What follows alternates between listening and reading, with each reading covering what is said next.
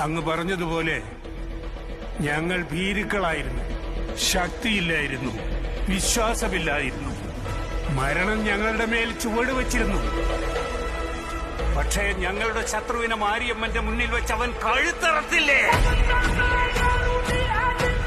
അന്ന് ഒരുപാട് വർഷങ്ങൾക്ക് ശേഷം ഞങ്ങൾ മരണത്തിന് മുന്നിൽ ചുവട് വച്ചാടി. അവൻ വാള് വീശി വന്നപ്പോ ഒരു കാറ്റുയർന്നു സാർ.